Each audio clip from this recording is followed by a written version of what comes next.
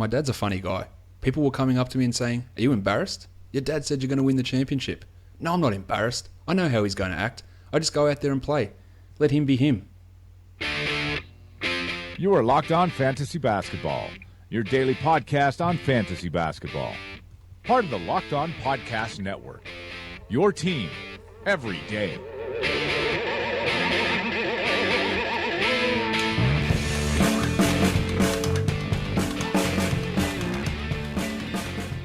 Hello and welcome to the Locked On Fantasy Basketball podcast brought to you by Basketball Monster. My name is Josh Lydon. As always, you can find me on Twitter at redrock_bball, Instagram the same, and facebook.com/redrockbasketball. Taking a little bit of a break in proceedings today from our team season in review series where we've got 5 or 6 teams to go in that, and we're going to be taking our second look at the 2017 NBA draft, which is 8 days away at the moment. And in order to discuss the NBA draft today, I am joined by the host of the What's On Draft podcast and also a draft writer over at The Step Back. It's Cole Zwicker. Cole, welcome. Thanks for having me, man. This is my go-to podcast down the stretch of the NBA regular season because I didn't have enough time to tune in for it. So happy to be here, and I really value the content. Well, I appreciate you saying that you listen to it because down there in the NBA season, there's a lot of weirdness happening, and it doesn't always get captured by everyone. But I do try my best to cover most of that stuff that does go down at the end of the season. We're going to talk NBA draft here. Obviously, I spoke with Sam Vicini last week, and I know you and Sam have done a few podcasts together, which have been excellent over on his podcast, on the Game Theory podcast, which I do encourage everyone to go listen to. Of course, I encourage everyone to listen to your podcast as well. Now, give us a bit of an overview of your podcast, of who you've got on it, and what sort of stuff you've been talking about recently on there, Cole. So I have 2 co-hosts, Mark Whittington, who writes for Liberty Ballers, and Javier Pesquera, who is based out of Sweden. So he has the more international draft emphasis. During the season, we kind of just broke down the main prospects on a game-by-game basis. So any kind of big matchups, Jason Tatum, Jonathan Isaac, when they squared off twice, we'd have in-depth breakdowns of those guys. After the season, we've been getting more into just going down through the draft lottery. Today we recorded a double hit, so we got to picks 4 through 6 and then 7 to 9 on 2 different episodes. So really breaking down team fit. Like, for instance, Jonathan Isaac's a great fit on Minnesota. We were touching on that. So we try to do, now we're bi-weekly or tri-weekly podcasts going down the stretch run here. We're probably going to have a big board episode coming up with our final thoughts next Tuesday. And then we're actually going to do a live draft show next Thursday during the draft. So that's kind of fun. So yeah, check us out on What's On Draft Pod. And yeah, we really go in depth on guys. That's kind of our trademark. So definitely check us out. Yeah, they do go in depth. They go and listen to those 3 guys over there on the What's On Draft Pod. We're going to talk obviously about draft prospects, try and give some fantasy information on that as well. So, Cole, let's get to it. All right, I want to start with the topic that's very close to my heart, not because I'm a Sixers fan, because it's something I'm really interested in. That's what the Sixers are going to do at pick 3. Now, very few people are going in the direction that I seem to be going in with this pick, and I started out being, I'm a little bit swung towards this way. Now I just keep building and building and building. I want the Sixers to take Dennis Smith Jr. at pick number 6. Am I crazy, or is there some merit to that? I have Dennis Smith number 2 on my personal board, so I do not think that you're crazy. I think that wait is the... 1 second. Wait, I'm just going to write this. Cole is very cool. All right, cool. Go ahead. Yep. I was going to say, I think that Dennis Smith, you can make an argument, has the second highest upside in this class as far as being a 3-level lead guard scorer, can hit deep NBA threes. Like, he was 16 of 39 taking NBA threes this year. He's got better range than he's given credit for, and he's a good playmaker. I mean, he's not great. He's not like Lonzo as far as instincts and stuff like that goes. Decision-making is not quite there yet. He's more of a work in progress as a pick-and-roll guard, making all the reads and stuff. But as far as upside and athleticism, I think he has a higher ceiling as anybody but Fultz in this class. So if we're assuming that Lonzo's off the board at 2, which a lot of people are making that assumption, and it's very fair, Lonzo would be the only other guy I would consider at 2, or at 3, sorry, for the Sixers, because that fit is just ridiculous. I mean, Lonzo, his best quality is going to be making good players great, or great players even better. And Philly is the only team in that top echelon that already has at least 1 and maybe 2 franchise cornerstone building blocks in Simmons and Embiid. Lonzo really complements those 2 skill set wise, being able to play off the ball, facilitate, make the extra pass, make the great decisions. But yeah, if he's off the board at 2, Dennis Smith is the pick for me at 3. Yeah, I don't see it really mentioned very many places at all. It's always seems to be, it's going to be Jackson, it's going to be Monk is the other name that gets thrown out there at that spot. People are suggesting De'Aaron Fox to the Sixers, and to me, it doesn't make sense. Smith seems, and I think people forget just how highly rated he was before he tore his ACL in high school. Like, yes. he was the number one guy. He was the either number one or number two guy before this happened, and he was just talked about as like, this guy is explosive. He can do everything. And last season, he was still really good, despite the fact that he was returning from an ACL injury. And so many people, when they return from an ACL, their first season, they're not good. Like, they take time to come back. We saw that, like, even last season with Jabari Parker, or the season before, how long it took him to actually start to get back into a routine after that ACL. You're going to see it this year with Zach LaVine coming back. They're not going to be back to their best straight away. And I think a lot of people, that has moved out of their mind. So I'm glad that you're with me on that. I've spoken about Smith quite a bit, but I just wanted to get your take on that, to get another opinion. Some players that let's move on. Let's talk to pick 2, because it's been thought of as a fait accompli that Lonzo Ball is going to the Lakers for quite a while. But recently, there's just always whispers coming out. Now, there's a couple of things I think we can attribute that to. Is A, it's the Lakers, so anything that happens with them, there's news that comes out. Secondly, it's Lonzo Ball, so anything about Lonzo Ball gets talking points, or people try to get stories out about that. But this constant thought process of they're bringing Josh Jackson in, Markelle Fultz is going to work out there now.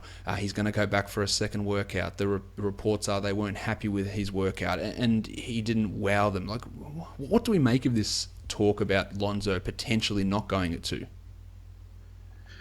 Yeah, I just think that in part it's the Lakers' due diligence. I mean, they have to bring in everybody to, you might as well do that. I mean, there's no point in not bringing in guys to get a closer look, individual workouts. You can suss out a lot about a player's shooting ability in those settings and some other interview stuff. And I think this time of year you have to be careful of what you believe, just because there's so much stuff that's thrown out there to entice maybe a guy to trade up or team to trade up for Lonzo and part with other assets. So it's tough to really discern with what's real and what's not. What's weird to me is some of the content that's coming out of LA, like, oh, this guy's out of shape, and all this stuff that just doesn't. It seems counterproductive to if they actually take him. It's like really negative stuff that doesn't really make any sense to me. And maybe that's just oh yeah, we're gonna take Josh, so maybe a team will trade up with us. But still, like, who's really gonna part with that many assets to move up for Josh Jackson? Like, let's say you're Phoenix. That's a team that is really highly into Josh, apparently. Maybe a little bit of Isaac, but mostly Josh. Are they really going to part with considerable assets to move up to 2 because you say that Lonzo's out of shape? So a lot of the stuff is just negative and doesn't really have any kind of overarching goal to accomplish. But yeah, this time of year, I mean, we know that LA has been linked to Ball for a long time. Magic's internal comments about him reminding him of himself. I put more stock in what you hear in February and March than you do, mid to late June, right before the draft, when nobody really knows what the hell's going on. Yeah, that's accurate. People are just throwing things out there to try and work things into trades. Like, people are going to be trying to get those picks 5 and 10 off Sacramento if they want to move down and try and convince Vlade to do something stupid. And just there's going to be all that sort of stuff happening all over the place. So much of what we hear at this point is going to be tough to get a full handle on. In the last draft preview podcast, I didn't really talk with Sam much about the wing prospects. I'm going to leave that with you here to talk about guys like Josh Jackson, Jason Tatum, and Jonathan Isaac. They're grouped together just because, I guess, of the positions they play. Although I think Isaac's probably more of a 4 than a 3, where those guys can play. But how do you see them fitting all positionally wise and their strengths and weaknesses in comparison to each other? Well, it's interesting because they're all really different players when you break them down in isolation. Like you said, Isaac profiles the best of the 4. He's a great rebounder for his size. He offers weak side rim protection and some vertical rim protection under the rim, even though he gets run through a little bit by stronger guys. But he definitely is the most versatile defender of the bunch, and he's the most capable of playing in the 4, either right away or a little bit down the road once he adds some strength. But him, a lot of people see this high offensive creation ceiling as potentially a go-to scoring wing, and I think that's actually his main weakness, is like he doesn't profile that well in those settings. He didn't have a lot of creation settings at Florida State. He's not somebody who's mentally geared towards being a primary scorer. So I think he's more of a 4, but a more versatile defensive-oriented 4. Then you have Josh Jackson, who's the truest wing probably of all of them as far as his ball handling ability is pretty good. He's athletic. He can pass on the move. But he's more of a secondary handler type. And his frame limits him to potentially being a 2 or a 3 and not really the 4 that a lot of people think he is. He played the 4 in Kansas, and that honestly probably did him a lot of justice as far as his translatability, people thinking that he's something he's not creation-wise. You notice when you watch Kansas, so much of the actions they ran were getting him the ball on the move, so that kind of mitigated his lack of a first step at a triple threat. He's not that deceptive there. So really, he was in a conducive setting to producing, kind of like Tatum was, but he profiles more of a secondary handler on the wing. Then finally you have Jason Tatum, who ideally would be a primary wing scorer. He's the most polished as far as somebody you can throw the ball to in the mid-post. He has the footwork. He has the advanced craft as far as getting his own shot on step-backs to shoot well. He just probably isn't the primary scorer to the level that you need to be, like a Paul George, like a Gordon Hayward. He probably doesn't profile as that elite of fashion, but he's more polished than a lot of these, no-feel kind of wings that we see enter the league, like Harrison Barnes types. So it's really interesting because they all bring something different to the table, and I don't think they really deserve to be in different talent tiers. That's why I have them all in like that second tier in the draft. But it really depends on what you want. Yeah, I can see that completely, and I agree with you about that tier as well, is that you've got Fultz and then you've just got a group of guys, so whatever selection sort of goes down at that point, you could make an argument either way and say, like, I couldn't say, you're 100% wrong here, or you're 100% right. It's like, what do you want with all these guys? Now, with Isaac, to me, he profiles the best out of these three players as a fantasy player because of his ability, as you mentioned, with those defensive stuff, the defensive things that he can do, like he can block shots, he can get some steals, he's a very good rebounder, he can hit some threes. He's also, and this is something that seems to be weird coming out of this draft, he's a good free throw shooter. Now, Tatum is as well, but so many of these other guys were poor free throw shooters. Jackson, Ball, and Fultz in particular, really poor free throw shooters in college, which is a weird phenomenon. Just with that free throw shooting, to go off on a tangent, do you see those guys being able to improve that? Because they were all under 70% free throw shooters last season. Yeah, you look at that, it's really interesting because Ball, really low volume as far as free throws go, so maybe it was more of a rhythm thing for him. Jackson is the toughest sell, of course, because he's so low for a wing prospect over the course of history, and his three-point shooting wasn't spectacular. He benefited a little bit from a late-season run. But yeah, I think I'm not worried about Isaac's free throw shooting. I'm worried more about his ability to translate to NBA three-point range. If you watch him shoot from distance right now, he just doesn't have the strength level. A lot of his misses are short. But as a free throw shooter, I think he's fine.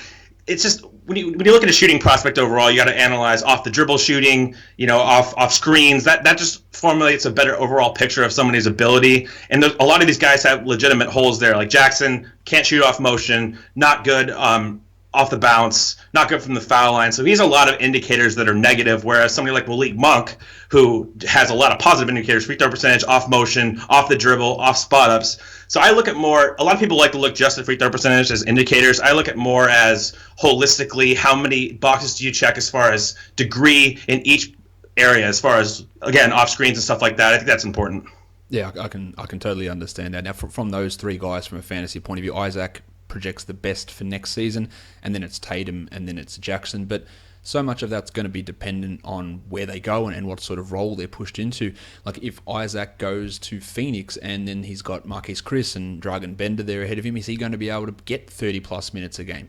If he goes to Minnesota, will he force Gorgie Dieng out and get 30-plus minutes? Does he go to a team like Sacramento and then maybe he does get 30 minutes a game? So it's all very dependent. But if we put them all on an even playing field, Isaac has the best overall fantasy profile of those guys, but they could all easily be top 120 players next season if they are given a sizable role. Just Isaac does project the best out of that group. Now, we hear about this draft having all these point guards, Fultz, Ball, Smith, De'Aaron Fox, Frank Ntilikina are the consensus top 5, but then there seems to be a significant drop-off after that.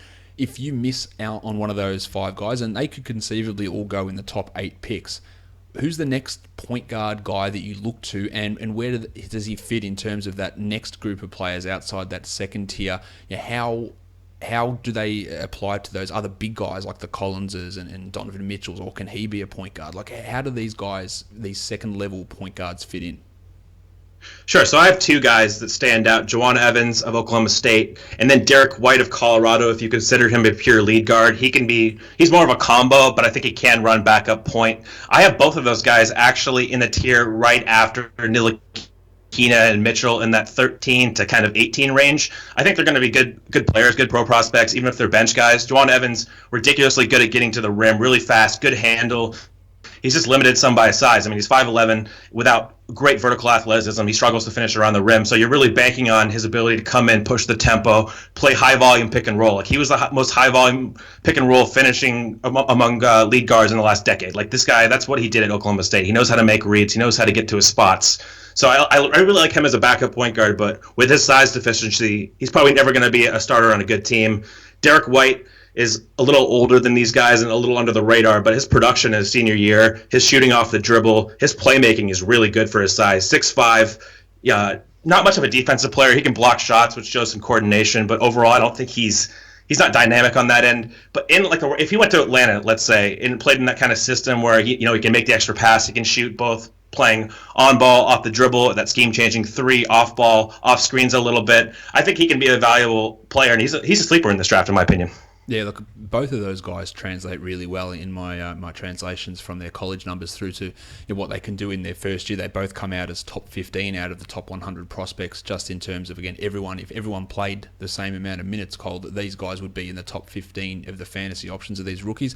And Derek White just comes in one slot behind where Lonzo Ball is. That's how well they translate. So you've got them, I guess, relatively high in that next group. So those teams in that middle range, like you mentioned, the Hawks, who are in pretty desperate need of some point guard depth as well. Like that'd be good selections for them, and have that opportunity that when they do get into the play, that they can be productive. So, and Juwan Evans is a guy that Sam was really high on as well. So that's two of you guys who have been really big on him. So he is a name for everyone to watch. Now, a name that I do want to mention as a point guard who's a late guy who comes out really well in the projections as well is Nigel Williams-Goss. Like, what do you think about him as a player? He's solid. I mean, he has the physical build that you look for as far as not necessarily athletically, but positional size-wise. He's a pretty good passer. He's a high-effort defender. I'm not sure how well he would translate to a fantasy setting. Honestly, I'm not sure how good of a shooter he is. He mostly thrived on like floaters and pull-ups in college at Gonzaga. So I like him. He has some intrigue there. I actually like Monte Morris a little bit more than him as far as just being a floor general. Monte is, outlier good making decisions. He can shoot a little bit better from range. He's just not a very good athlete either. So any kind of guard that comes in and can't really score in a backup setting, I don't value as high. Just stylistically, I want my backup point guards to come in the game and impact the game in, a finite amount of minutes. And the easiest way to do that is to generate offense quickly. So I'm not super high on Nigel Williams-Goss, and not even really Monte Morris to that extent, but I think I like Morris more. De'Aaron Fox is a point guard we haven't really chatted about much, and he's a guy that's getting a lot of buzz at the moment. You're hearing these whispers of the Lakers potentially considering him at 2, of Lakers fans going, we want him at 2, of Sixers fans, we want him at 3, of people throwing out the standard Kentucky comparison, he's John Wall. I'm not there, obviously, with him as being John Wall, but what do we think of Fox? Like, his inability to shoot, how much of a red flag is that, and how much of an anchor can that be in terms of holding him back from ever becoming like an upper echelon starting point guard? He's typically a kind of archetype that I fade as far as being what I call a wrong initiator, a non-shooting guy without that elite power, speed to power athleticism. Like John Wall was 195 coming out, compactly built, could finish through contact explosively. De'Aaron Fox is not that guy. He's much more slender, 170 pounds. I think that's going to impact him finishing around the rim. If you watched and broke down his possessions as a finisher this year, he even struggled against guys like Luke Cornett from Vanderbilt, who is a good rim protector. He's a really good college rim protector, but probably on the lower end of NBA guys. And Fox had a lot of problems with someone like that. Robert Williams is another guy that blocked a shot a couple times. Not a lot of interaction there, but you can deduce some takeaways. I think overall, I mean, he does things, though, that a lot of guys like Elfrid Payton types don't do. He's more athletic, he's faster, he's got a better first step, more agile. And I don't know, like the shooting, he's got that two-motion form. It's kind of flat. He kind of cocks it back and releases it, really flat arc. Low attempt rate from 3. He didn't hit an NBA 3 all year. He only attempted 3. So when you're talking about, I guess I get where people are coming from when they talk about, okay, if he gets stronger, then he can improve in both categories that he needs to, right? He can improve his depth shooting the 3. He can improve his finishing capability around the rim through contact. There's just a difference between adding strength and adding difference-making strength. And to me, he profiles much more like a Dennis Schroeder, who I think he added 7 pounds of strength when he came in the league, and he's fine. Like he's a fine player. He can shoot better than Fox can. I mean, he was a legitimate off the catch shooter coming out of international basketball, but there's just a lot of downside for me when you have a lead guard who can't shoot that scheme-changing three off the dribble. Everybody's going to duck under picks with him, and that wasn't the case in college. Like you even saw in the tournament, UCLA employed that over and drop coverage and pick and roll, and Fox just destroyed their bigs. But no NBA team is going to play him that way. They're going to go under the screen. They're going to switch and sag off, kind of like how the Cavs treated Lance Stevenson in round one of the playoffs this year. So I like a lot of things he does, and I think he differentiates himself from like Michael Carter-Williams types, and you could see potentially him reaching a Mike Conley status of shooting potentially. I mean, I think that's a really, really high ceiling outcome and probably really unlikely, but I get the speed element. There's some Tony Parker there too, but it's just a lot of downside for me to take in the top 5, especially like the second overall pick. That's just way too much downside to have to cap your offense potentially that much. Yeah, I'm with you completely. That's why I have him behind Smith in that group of players. He doesn't translate all that well for fantasy either. Like we talk about those guys, like say Derek White, if everyone's playing 30 minutes, he could be a top 100 guy. Like if Darren Fox might struggle to crack the top 200 with what he's able to do with that lack of threes, like the poor percentages, the non-aggressiveness and the trouble he will have scoring as well. So he doesn't look like, but he could be one of the only rookies that finds himself. He could find himself in Sacramento playing 35 minutes a night, and then by just pure volume, he gets 6 assists a game and scores 14 points and gets 1.5 steals, and that becomes valuable in fantasy. But overall, he doesn't have this great per minute, per 36 fantasy value that you should be super pumped on, and he does have his obviously real life restrictions on what he can do, and the downside associated with him is a little bit of a risk. So I'm much like you. I'm downer on him than what you see some of the comments come across with him in on social media. Now this is a question that someone did pose to me yesterday: him or Chris Dunn? Oh, that's so tough. I would take Fox still because I think, Dunn's a better defender, right? Like, he's a better defensive prospect as far as the strength, length, the agility. I think Fox is actually a little overrated there, and that kind of ties into fantasy. Maybe he's not a huge steals guy. He could be probably better there as a point of attack defender, but I would still trust his youth. Dunn was really old, and, he never got enough credit for that. I mean, everybody was killing Denzel Valentine and Buddy Hield types for being old. Dunn was old, too. It's just he was much more athletic. So I would roll the dice on Fox because I think he has some primary initiator equity. Dunn always struggled with decision-making, and I think he was more of a secondary handler type to me. Yeah, you are. You're preaching to the choir there with Dunn. That was something I just kept on going on about. Dunn is old. People are they've got to go for Dunn over Rubio. He's 2 years younger than Ricky Rubio, and he hasn't played a single NBA game, and Rubio's been there for 6 years. He was old. He was one of the oldest players. He's older than all of their other guys, like Towns and Wiggins and Levine. He was significantly older than all of those players. It was weird that just never got brought up. I'm not really sure why that was the case.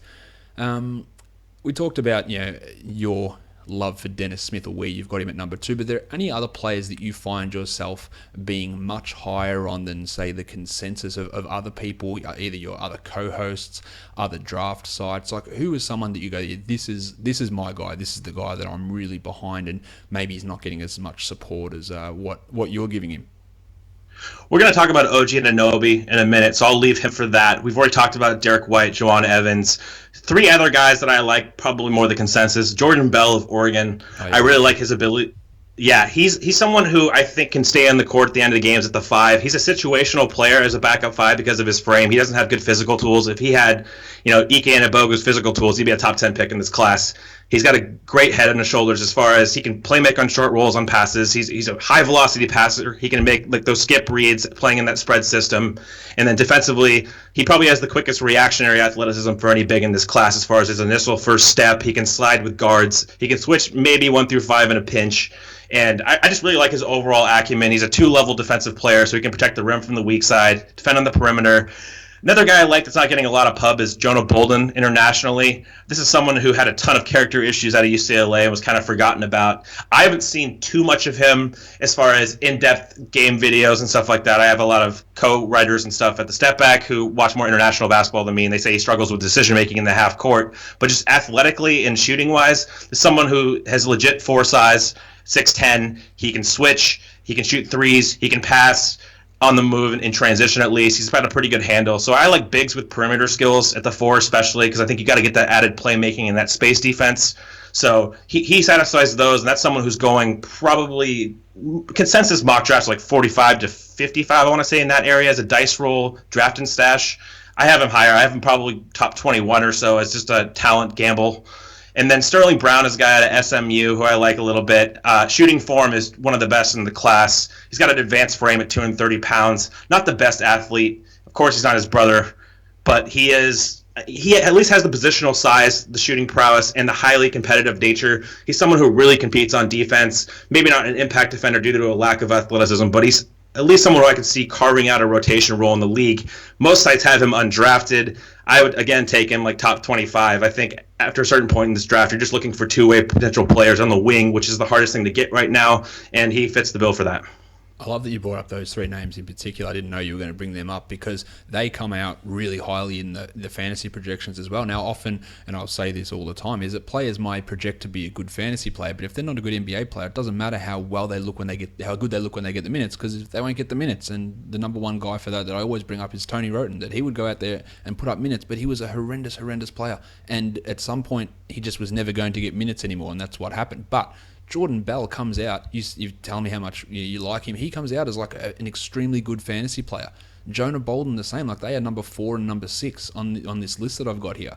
And you've got Sterling Brown here who's just outside the top 20 out of 100 guys. And this is not to say how good they're going to be overall, it's just like what their game can project to and how it can profile from a fantasy point of view. So Bell is the one that's really starting to get my interest. But picking Bouldin at pick 50, that's ludicrous to me. Like that seems so low. He can do quite a few things, and he seems to have straightened out a few of the problems that he had at UCLA, the off-court stuff, the behavioural issues. That seems to have dissipated in a professional environment over in Europe. We hope that's the case, but that's the indication that I get from him as well. And I think that you said you got him at top 21. Like I think he should be a first-round pick as well. And wherever he ends up going, he's going to be very, very interesting to watch. And that's not an Australian bias or anything like that. I just think he's going to be a very interesting player to see how he develops and be one of those later round guys who does start to kick on, and people go, like, how do we end up missing on him? And I'm glad you brought those names up. Now, on the other side of the spectrum, Cole, what are some players that you aren't as pumped on, or you see people putting them at pick 8 or pick 12, and you go, no, I'd have him outside the top 25. Like, who are you lower on than the consensus, I guess? The consensus draft rating in like the 13 to 30 range this year is just really weak in my opinion. You have guys in top 10 consideration, top 15 lottery pick, or top 14 lottery pick consideration. John Collins is one out of Wake Forest. I'm not enamored with his role in the NBA. He was super productive at Wake Forest at a young age, but I just don't know how his skills really translate to winning basketball. He's kind of a 4-5 tweener, which is the worst thing he could be in today's NBA. Not a good interior defender instincts-wise, doesn't really protect the rim, not a floor spacer or a creator for others passing wise. On the offensive end, he's more of a transition guy who can really change ends, really good athlete, can score in the post, but he just doesn't do a lot of things that translate to the modern game very well. He's one guy. Luke Cunard we're going to talk about, so I'll leave him for a minute. UNC Jackson is another guy that's kind of a late bloomer as far as shooting, so if you believe in the mechanical improvements, I can see being a little higher on him, but I'm a little bit more dubious on his translation. He can pass a little bit on the move, so he has some skill back to fall back on, but his defense has been pretty bad for most of his career. I know he had a good stint against Malik Monk when he actually traded all his offense for defense and kind of stuck with Monk off screens a little bit, has decent length.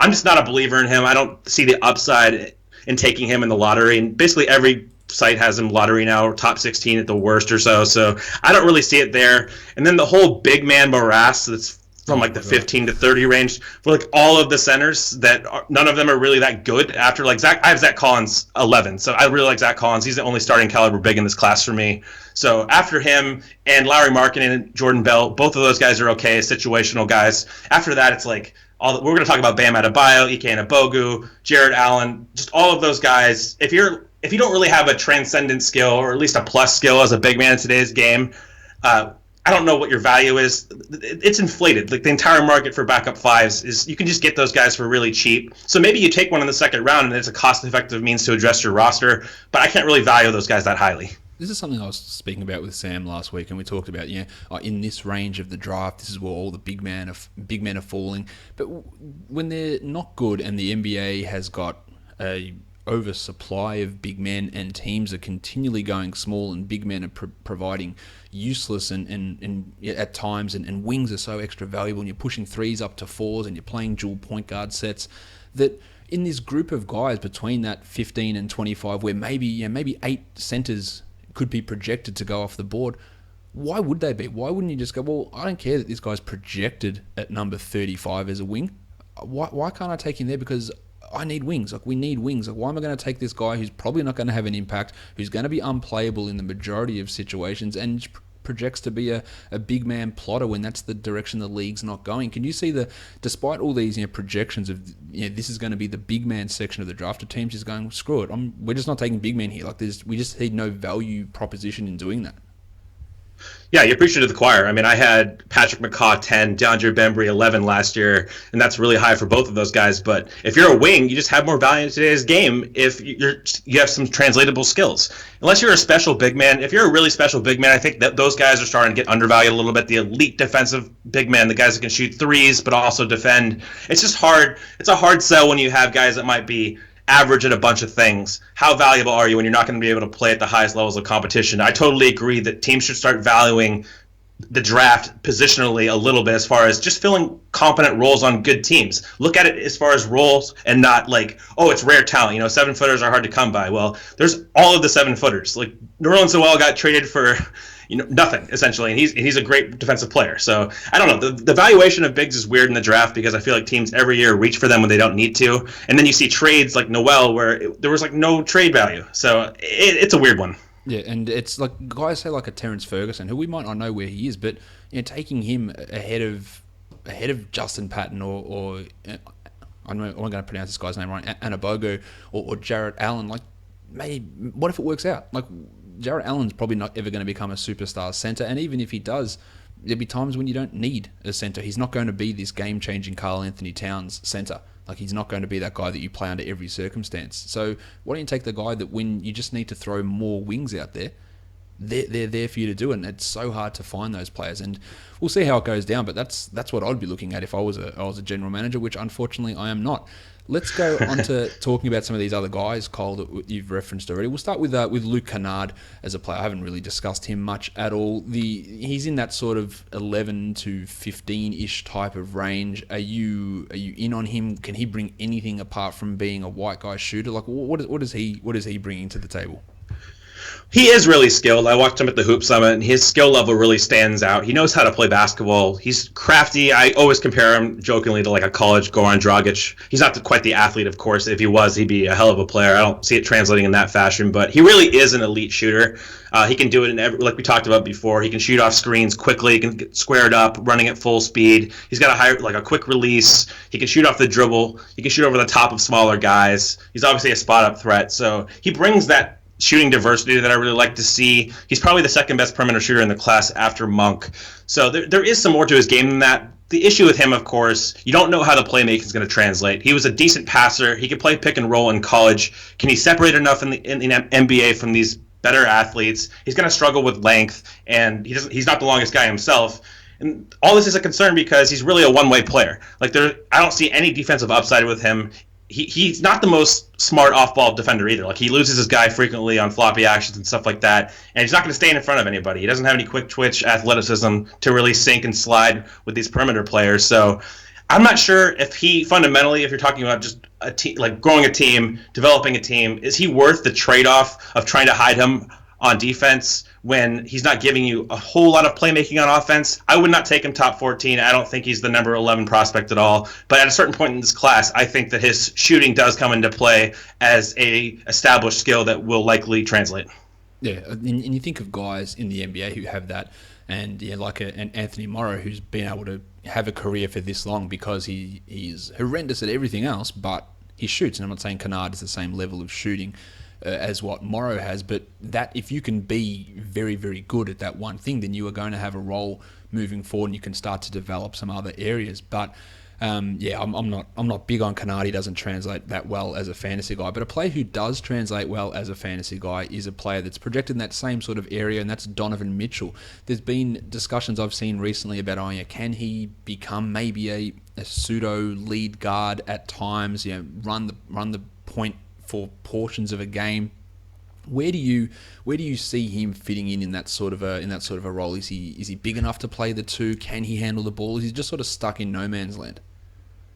I think you'll appreciate this. I know you like this player a lot. I think he's a Norman Powell kind of secondary handler type. Okay. That's who he reminds me of as far as being a two-way player. I'm not sure if I see lead guard. I know he can run secondary pick and roll. He was okay off the dribble in college as far as creating in pick and roll settings. I'm not sure how much I see it translating as far as like a lead guard. Maybe he can run backup lead guard fine. I think there might be some upside there, but his handle isn't great. He's not a good finisher on the basket, weirdly enough. He should be better given his athleticism, but he's not that explosive in traffic.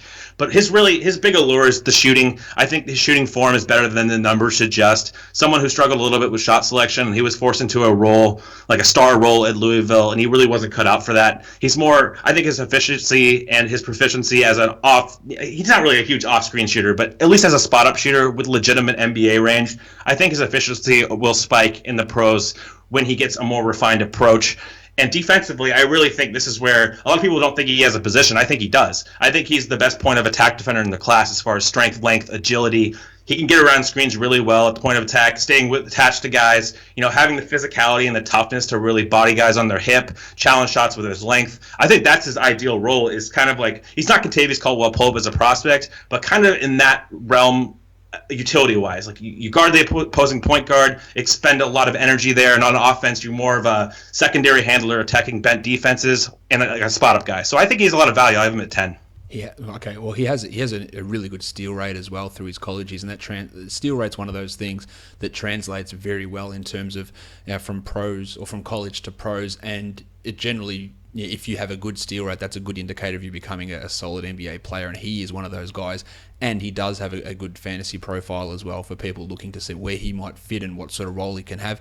He is one of those guys who finds himself in the top 20 of those lists of how he can do that. And if he can get that efficiency up, which you seem to think that he's able to do, and throw in 3 assists a game, like that's something that could be in his future, maybe more. Maybe he gets to 3.5 and be one of those secondary ball handler types. And there's a lot of value there, and that could lead him to having top 100 seasons definitely in his future. So he is an interesting prospect to watch. Now, we've referenced OG a few times already.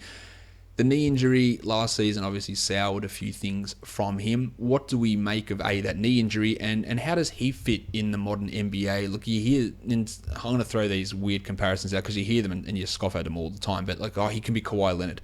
Like that's not realistic, is it? No, not at all. Not offensively at all. Like, he does not have the fluidity. People forget Kawhi. His college team ran their offense through him. Like, he could dribble, he could pass on the move a little bit. OG can't dribble at all. Like, he's a straight line guy who could attack closeouts, but he's not someone who's going to initiate ever an offense. And his fluidity shooting is just not there. He's got a low release. It looks pretty bad.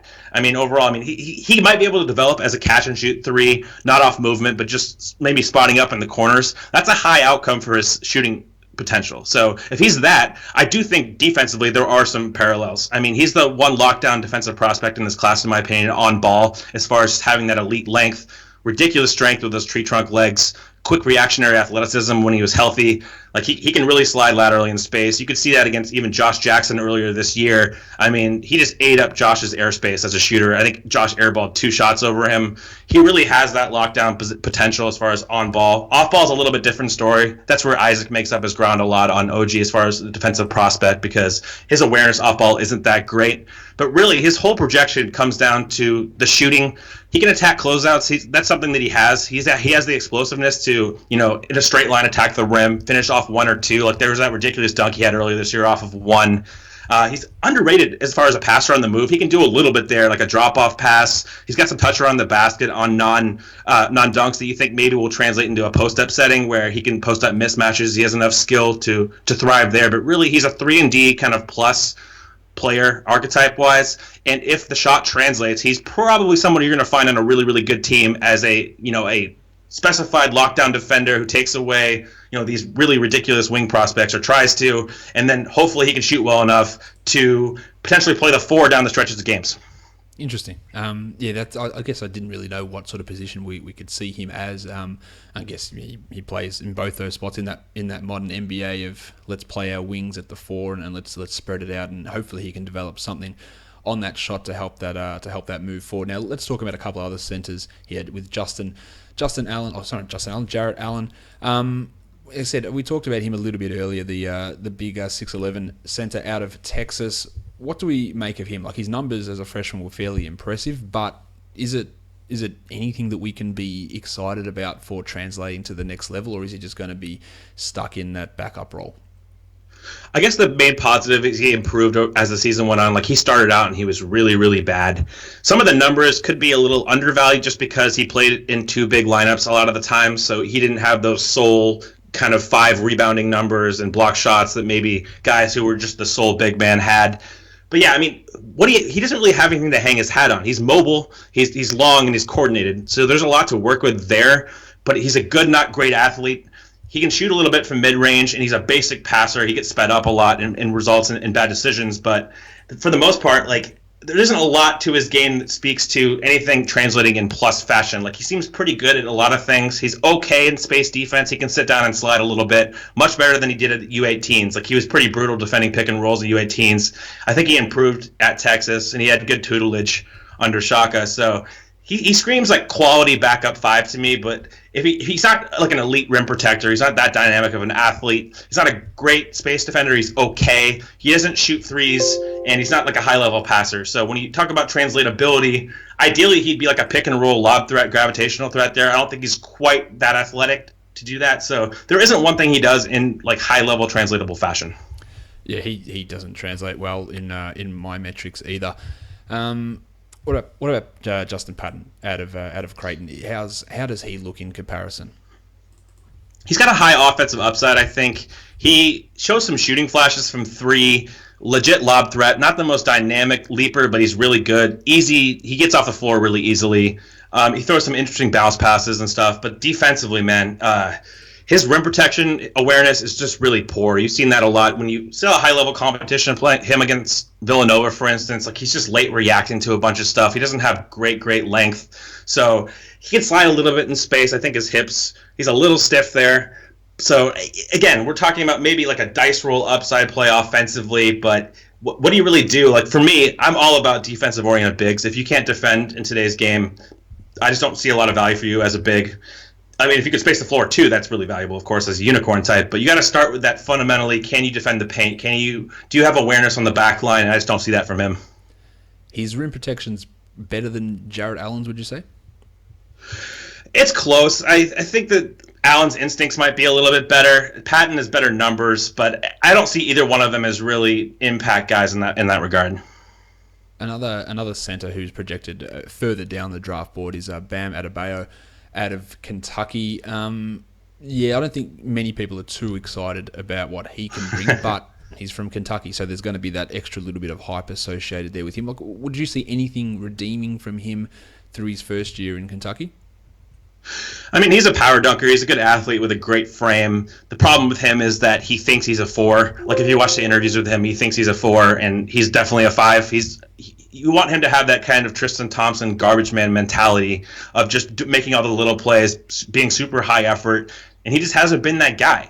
I mean, he's not a great rebounder for what he should be, and he's not an instinctual rim protector either. So he kind of profiles as another one of those tweener types, and it's even worse for him because he has this kind of mentality that he can shoot. He can pass on the move and be more of a perimeter-oriented 4 at times when he's really like. It requires a very specific kind of mindset to thrive with his physical tools as far as being a little undersized, not great length, and he doesn't seem to have that mentality approaching the game. He also translates fairly poorly when I'm looking at the fantasy stuff from him, just because he does these things, but his defensive numbers don't look fantastic. His scoring's not great. He's not this elite rebounder. I think he struggles. So to me, he's a second round type of talent. Would you agree with that? Oh, absolutely, 100%. Tyler Lydon.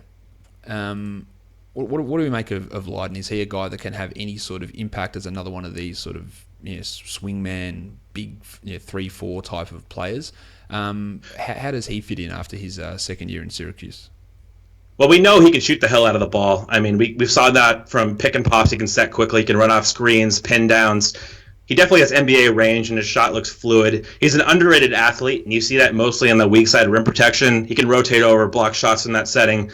The problem is, outside of those 2 things, I don't know really what he does. I mean, he's not physical. He added, I think, 15 pounds this offseason. He's still way underweight for what a 4 should be. He's going to get tossed around. He's not good in space defense. We didn't see a ton of this because of course, Syracuse's zone, but when you saw him get in space, he couldn't really sink and slide very well. He's going to get blown by. So I think he's a 4 only. And like we talked about, those guys are going to get played off the floor pretty easily. If you can't defend in space, you don't have switching versatility. His shooting is probably not worth it. He gets a lot of Ryan Anderson comparisons. Anderson was he's a much more prolific scorer coming out. Lydon's more of a shooter to me. He doesn't really have that all-around scoring game. Like Anderson could score in the post. You saw a little bit more in his game, which is important. And so Lydon to me is like a guy kind of like Cunard, where you can see him having a long NBA career because he has that one legitimate skill. It's just that's pretty much all he's got. How about in a comparison with like a Sam Decker, or is he a much better shooter than what Decker was out of Wisconsin? That's pretty close. I like that as far as a backup 4 role. Decker's probably a more fluid athlete with the ball, but Lydon's a better shooter. Okay. DJ Wilson, another player who's in that sort of same range from Michigan, a power forward, 6'10". How does he? What are his benefits? What are his positives that he can bring to the table? Because he's another one of these 4 or 5s that are in this 18 to 30 range that are just all grouped together that could easily find himself sliding down to 50 if people start really prioritizing wings. Like, does DJ Wilson have something that sets him ahead of these other players in this group? He moves pretty well in space. That's his one thing defensively is he can slide. He's gained a lot of momentum recently because of the combine, measuring at 6'10" with a 7'3" wingspan, 9'2" standing reach at 240. And then, the tournament he played well in, a little late season momentum for him.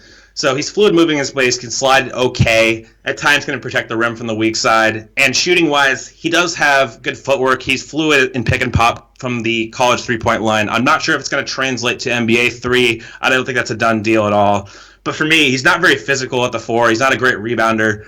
But he does have a better chance of defending in space than like a Lydon type. He's going to give you more defensive versatility, and maybe he can play some backup 5 in time for stints because he can protect the rim okay. He's just not a great physical player. I wouldn't trust him there in any kind of expanded role, but maybe selectively he offers more skill diversity and matchup diversity than a lot of these guys do.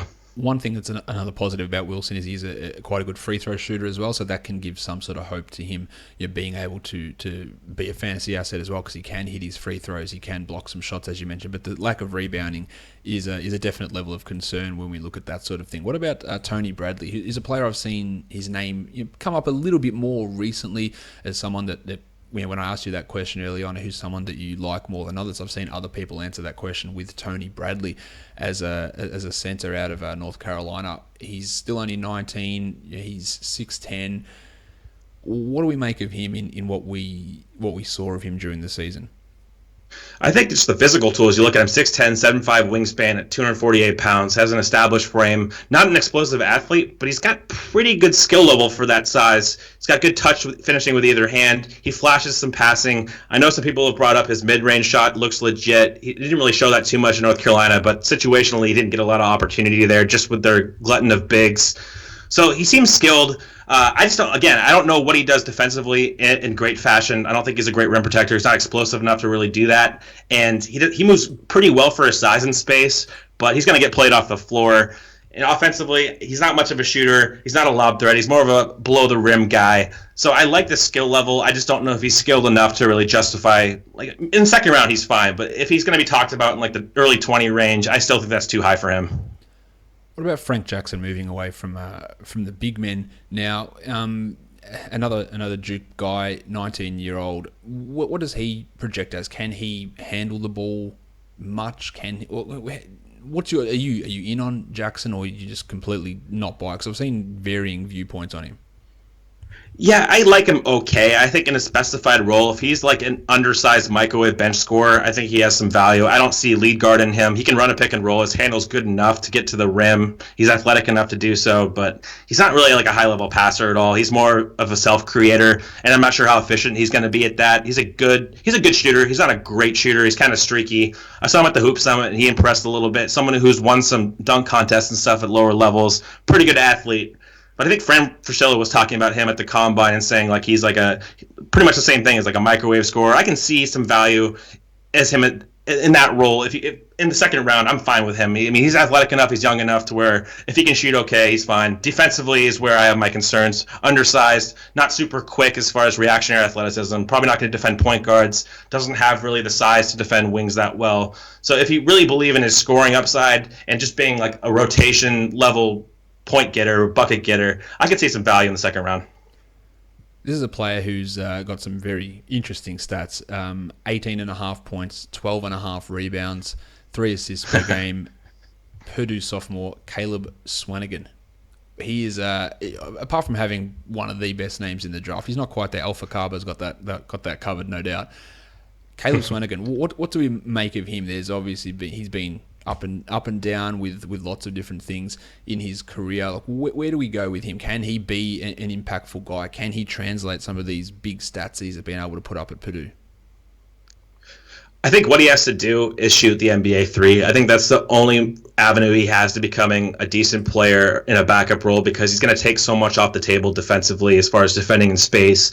He's not mobile, and he's not a good rim protector as far as explosiveness wise. He's actually not even a good finisher down in the post. Like, he gets post looks. He's got good touch, but he struggles with size. I think he's going to really struggle with NBA length there. So he can pass. He can kind of, catch the ball in the eye post, make a simple read. If you want to run like a horn set through him, I think he's capable in that respect. But I don't think he's quite skilled enough to offset the defensive deficiencies, which are going to be pretty considerable. He is only 6'9", and yeah, that's for what he is and his defensive limitations. It's going to be a struggle to play him at the 5, and then putting him out at the 4 with the movement difficulties might be an issue there as well. So the stats look good, and he translates pretty well despite the lack of defensive numbers. He's one of those guys that you just got to. The fit is going to be all important, and how he sort of translates that sort of stuff as he moves across. Now, Josh Hart, everyone would know Josh Hart from guard from Villanova, who comes in as a senior. He had obviously a very successful college season, but is he just another one of those successful college seniors who just is blah in the NBA? Or can he be like Malcolm Brogdon perhaps as that second round senior who is just as switched on as anybody and just gets shit done basically? Yeah, he's solid. I mean, I have soured on him a little bit going back and watching his tape. He's just, the athletic limitations are so considerable. You can see it on dribble drives, even when he gets to the corner, which is rare. He oftentimes has to jump stop and take fadeaways because he can't beat guys to the rim. I think overall he can be a plus contributor in the league as far as just being a rotation player. He maximizes his athleticism. He's a good finisher every year with good body control. He's a developed frame, so he can finish through contact a little bit. We've seen him as a senior. He developed as a playmaker, can run a secondary pick and roll.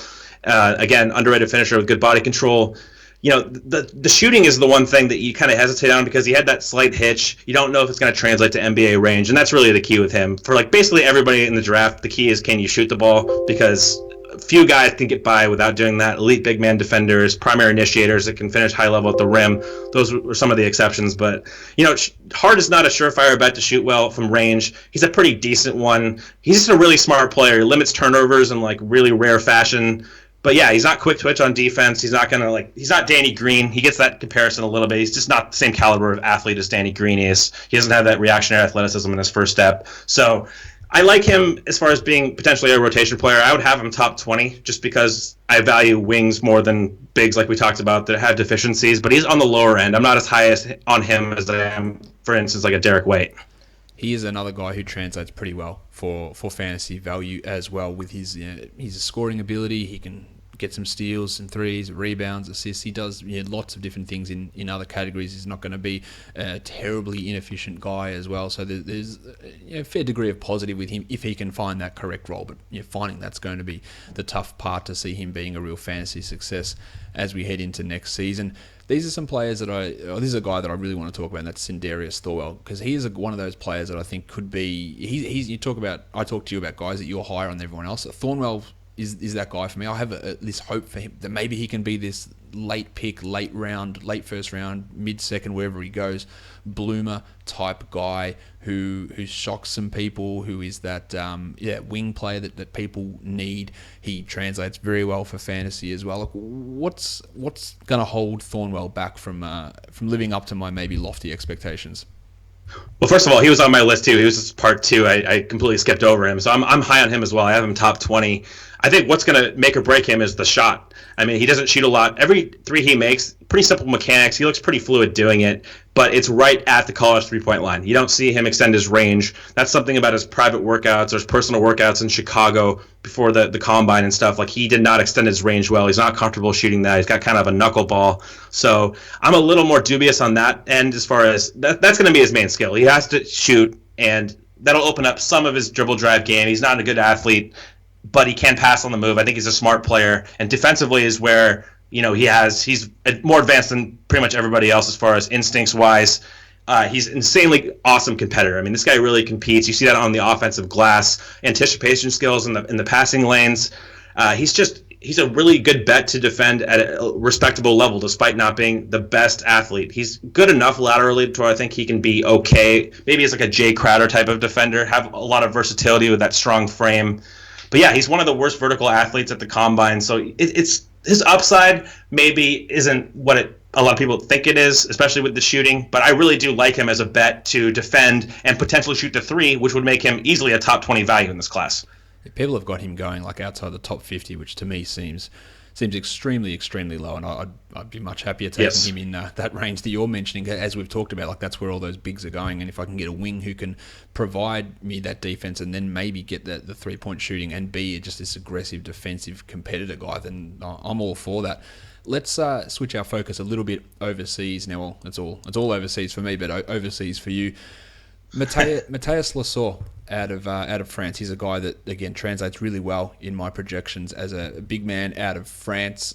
How does he compare to that other group of big men, the Pattons, the Allens, the Harry Giles, the Swanigans, those sort of players? Like, where do you see him fitting in with that group, and do you value much higher than these players? He doesn't have quite the physical tools as some of those guys. He's a little smaller, but he's got a really great build. He reminds me kind of Tariq Black as far as just being this like garbage man, high motor, energy backup five. He's got good strength and bulk, explosive off 2 feet in space. He can be a dynamic lob catcher. He can get off the floor really easily. That's mostly how he's utilized on his team, is as in pick and roll as the dive man, and that's kind of how you foresee him. I foresee him like plugging into Dallas Mavericks pick and roll system, for example, as a backup five and just wrecking on like short rolls, dives to the basket. It's the problem with him is that he does have good stats and he's productive, but I don't know if his awareness is that good defensively. Like, he's a really poor perimeter defender as far as recognizing actions. He doesn't get out in space nearly enough. He loses his man all the time in pick and pop situations and like trying to rotate. So I don't see him as a like particularly advanced player as far as his mental game goes, and for how old he is, that's a little disconcerting for me. But in a very specified role as a backup five, I think he can do a lot worse. Now, this would have been the point where we would have talked about Jonathan John at this point, but unfortunately he's not going to be in the draft due to that potentially career-ending heart issue that he's got, so our best wishes go with him. But I'm going to translate or move to another guy that was in the draft last year, I believe, or maybe even 2 years ago, and that's Alexander Vezenkov.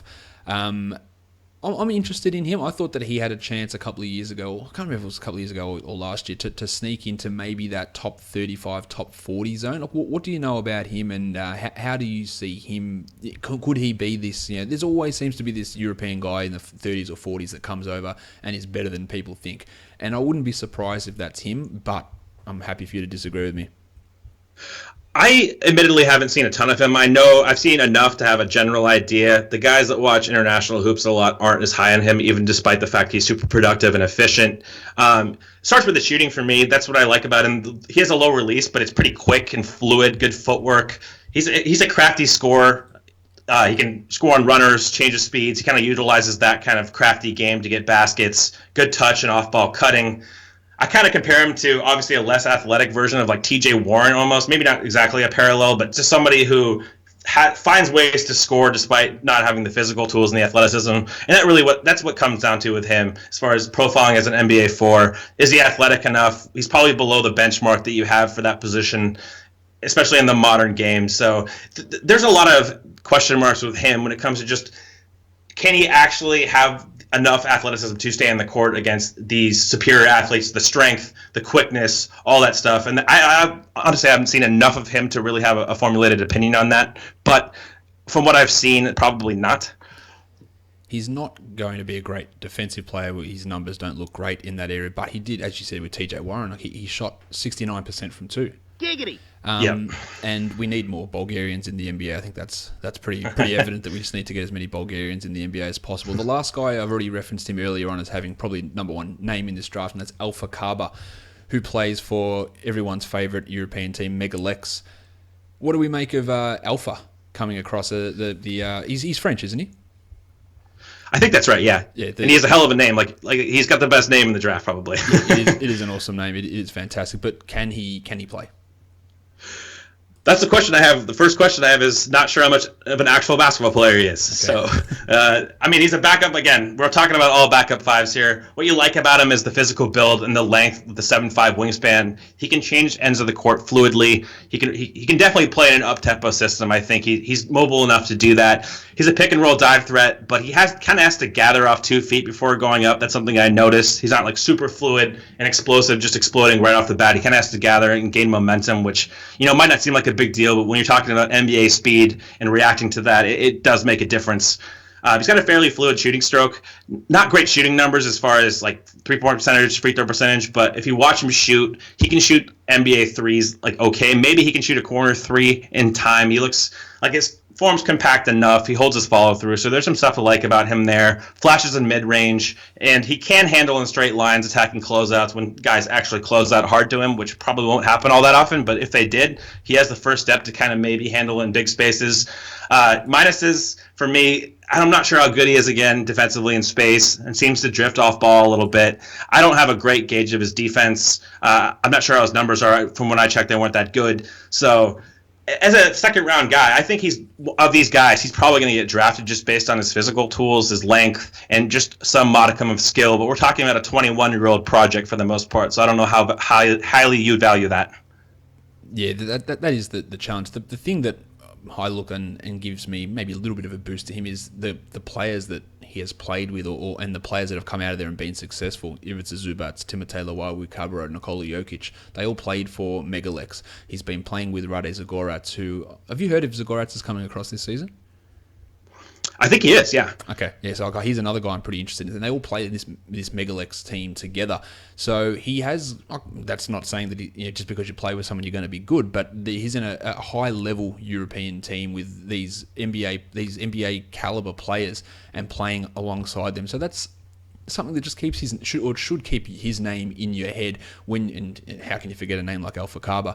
But keeping that there is like, okay, this guy's got this pedigree of playing for this team and playing with these guys, and maybe that can lead to something. Now, over the last couple of days, Cole, a couple of these international guys have dropped out, which a couple of them surprised me.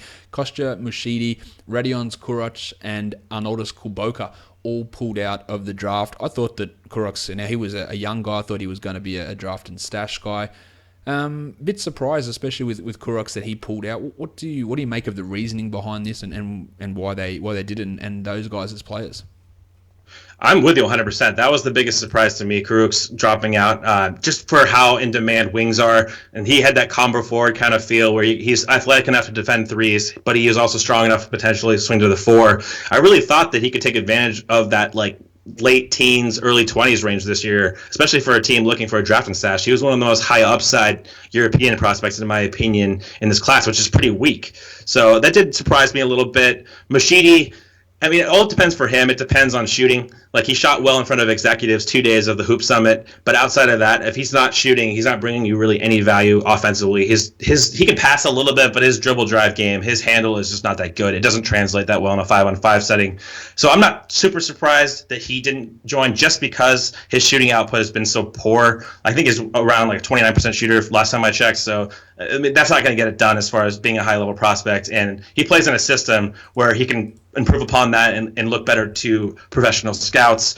Kulboka, I haven't seen a ton of. I know he can shoot the hell out of the ball, but again, for him and Kuruc, maybe the opportunity isn't there on a high enough level of competition consistently. Maybe they can show more if they get more of a role. That would be the methodology behind staying or not opting into the draft. Yeah, the Kuruc one was particularly surprising to me when I saw that because, as I said, there aren't many great Europeans coming across this year, and with teams like Portland with their 3 first-rounders, like I thought for sure that he was going to get picked by them. Even that pick 20, like if they're not able to trade that away, they're just going to take him at pick 20. He can sit over there for another year. He's really, really young as well. Like I think he's only barely 19, or maybe he's not 20. I know that, and yeah, that was a great opportunity. So that was a weird one to me. But hey, we'll come back and talk about those guys next year. Cole, I reckon that does it for us today. Thank you for coming on and discussing all of these prospects with me, and reaffirming my Dennis Smith infatuation at pick 3 to Philadelphia. That's the most important part of it. Just let's give everyone an idea of, again, where they can find your writing, your podcasting, your Twittering, all that sort of stuff. At Cole Zwicker on Twitter, really creative stuff. Just my name, and I write for the Step Back, covering a lot of draft stuff right now. We'll probably have some new content up next week. I just came out with a De'Aaron Fox driving and finishing piece that came out last Friday. Breaks down his ability to finish through contact as a potential underrated weakness of his, compared to what is mostly a really awesome finishing profile. So look for that. And then again, co-host the What's on Draft podcast. We will have an entire breakdown of all 14 selections in the lottery, breaking down team fit and all that stuff, as well as a last-second big board episode. And we will have, again, a live draft episode that we will have on YouTube during the 4.5 hours of the draft. So look for that. And Josh, thanks a lot for having me, man. It's again, I really like this podcast, so I'm happy to contribute to a valuable product. No problem, Cole. I do appreciate it. And that live draft show is going. I was debating myself whether to do a live draft show myself this year. I'm not going to. I'm going to do a recap show after it's done. So I'll be tuning into it to you guys as the draft is going down, and everyone else should go and listen to Cole and Mark and Javier over on the What's on Draft podcast and listen to all the stuff they put out. And of course, Cole's writing. Go and read his Fox piece over on the Step Back. Thank you, Cole, once again for joining me. Yeah, thanks for having me, man.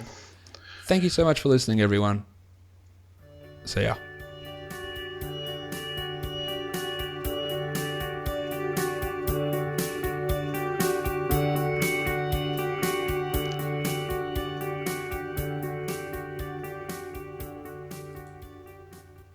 Lonzo Ball